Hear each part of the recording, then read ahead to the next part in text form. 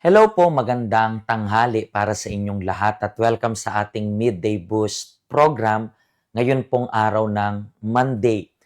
At alam nyo po na every Monday, tayo ay nagsisimula ng panibagong week, tayo ay nagsisimula ng mga panibagong challenges ngayong week na ito, at tayo ay nagsisimula ng mga panibagong blessings rin. Pero lahat yan nakadepende sa mga choices natin. That's why naway pagpalain ng Diyos at tanggapin ninyo yung blessing na ito sa buong week nasaan man po kayo. Kayo po na kababayan ko na nanonood ng program na ito, nasaan man kayong panig ng mundo. And as you know, we are preparing ourselves itong week na ito. We are preparing yung sarili natin para sa mangyayari this coming Sunday.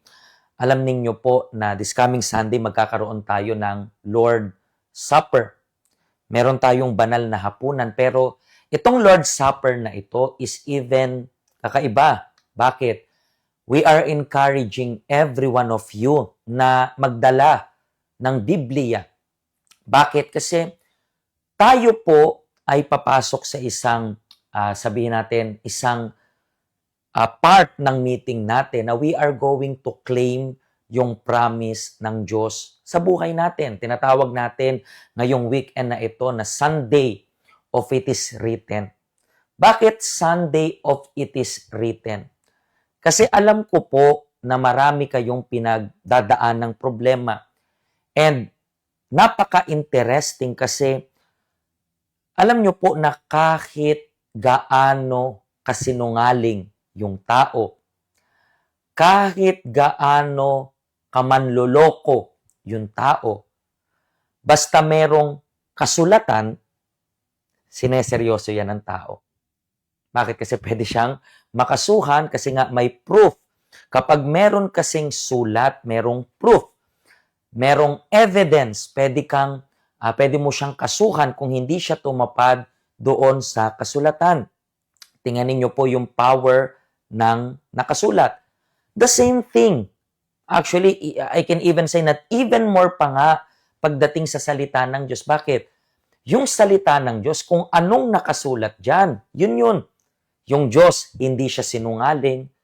Yung salita ng Diyos, matutupad yan sa buhay ninyo. That's the reason why ang topic natin sa buong week na ito is ito, armas laban sa problema. Okay? Armas laban sa problema. And today, pag-usapan natin yung problema sa pera. So every day this week, pag-uusapan natin yung armas na panlaban sa problema. Pero every day, merong iba't ibang area ng buhay ninyo. Like for example, kung today ay Monday and araw para sa finances, gusto natin na itackle yung problema sa pera. Alam nyo po na marami tayong kababayan na merong pinagdadaan ng problema sa pera, actually. Pera, when we talk about problema sa pera, ang lawak po niyan. Pwede kang magkaroon ng problema sa pera when it comes about sa utang. Problema sa pera when it comes about sa trabaho. Problema sa pera when it comes about sa mga pangangailangan mo. Problema sa pera sa negosyo. Marami pang iba. Ang lawak ng nasasaklaw niyan. That's the reason why gagamitin natin yung armas. Siguro nag-iisip kayo, ano kayang armas? Puno ako ng kahirapan, puno ako ng utang, puno ako ng miserableng buhay. So, anong dapat kong gamitin na armas para labanan yung problema sa pera? Yan po yung pag-uusapan natin right now. At kung hindi nyo pa po na-share yung link ng program natin, please, i-pause nyo muna ako saglit. I-share ninyo ito para sa family members ninyo, i-share nyo ito para sa mga katrabaho ninyo, i-share nyo ito para sa mga tao na sabi natin merong pinagdadaan ng problema when it comes about pera. Pera. Yes, tama po kayo nang naririnig. May mga problema sa pera. Okay? I believe kung bumalikan na kayo right now kasi na-share nyo na yung link na ito para sa lahat. And let's talk about, ano ba yung armas? Paano ba natin tatalunin yung problema sa pera? Hindi po ako dito right now para magbigay ng financial seminar para sa inyo. Nandito ako para gamitin nyo yung armas when it comes about sa pera. Kasi, halimbawa, utang. Marami pong nagkakautang dahil saan? Sa pangangailangan. Alam natin yan. Pero minsan, natatakbuhan mo yung mga utangan dahil sa pangangailangan na sobra mong inaalala. So, Pastor, anong dapat kong gawin para matalo ko yung problema ko? Anong dapat kong gamiting armas para matalo ko yung problema sa pera?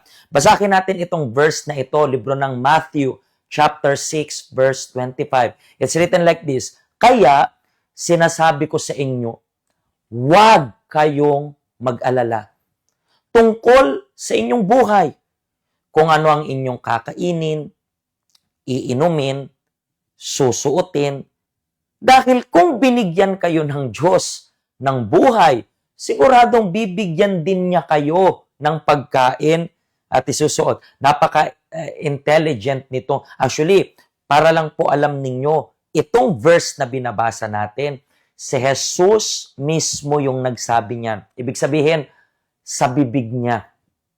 Sa bibig niya nagmula yung mga words na yan. Sabi niya, ano bang mas mahirap? Sabi niya, magbigay ng buhay o magbigay ng pangangailangan? Siyempre, mahirap magbigay ng buhay. Pero sabi ng Diyos, kung binigyan kayo ng Diyos ng buhay, kung binigyan kayo ng buhay, ano pa kaya yung pagkain? Mas mabilis ibigay yung pagkain, mas mabilis ibigay yung susuotin. Pero ang problema madalas when it comes about sa pera is yung labis na pag-aalala. Let's continue po itong verse na ito. Tingnan ninyo ang mga ibon sa himpapawid. Hindi sila nagtatanim o nag-aani o nag-iipon ng pagkain sa bodega, ngunit pinapakain sila ng inyong amang nasa langit.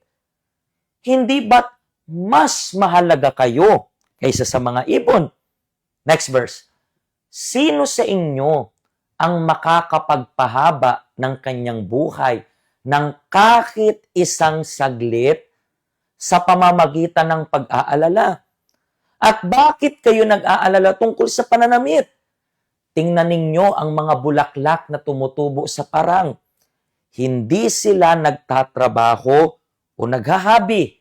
Ngunit sasabihin ko sa inyo, kahit si Solomon, let's pause muna saglit dyan, sinong binigay na example ng Panginoong Jesus? Si Solomon. Sino sa Solomon? Yung pinakamayamang tao na nabuhay. At sabi, kahit sinong pinakamayamang tao na mabubuhay, siguro ngayon, hindi ko chinek kung sino yung pinakamayamang tao sa buong mundo as of now. Pero kapag makikita po ninyo, itong taong pinakamayaman na kinukonsidera natin, ngayon, hindi niya matutumbasan si Solomon. Pinakamayaman si Solomon noon, ngayon, at magpakailanman.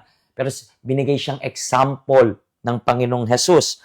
Tingnan natin dito sa next verse. Ngunit, sasabihin ko sa inyo, kahit si Solomon ay hindi nakapagsuot ng damit na kasing ganda ng mga bulaklak na ito sa kabila ng kanyang karangyaan. Kung dinadamitan ng Diyos ng ganito ang mga damo, sa parang nabuhay ngayon, pero kinabukasan ay malalanta at susunugin. Kayo pa kaya? Kay liit ng inyong pananampalataya. So tingin ninyo po, hindi ako nagsasabi niya, ang liit ng pananampalataya mo pag masyado kang worry. Paano ganito? Paano ganito? Kasi kapag worry ka po masyado, alam niyo po yung nangyayari, uma-action ka, kaya kayo may utang right now. Uma-action ka sa mga bagay na hindi mo pinag-iisipan. Let's continue. Let's finalize itong verse na ito. Kaya, huwag kayong mag-alala kung ano ang inyong kakainin, iinumin, o susuotin. Ang mga bagay na ito ang pinahahalagahan ng mga taong hindi kumikilala sa Diyos. Ngunit, alam na ng inyong amang nasa langit na kailangan ninyo ang mga bagay na ito.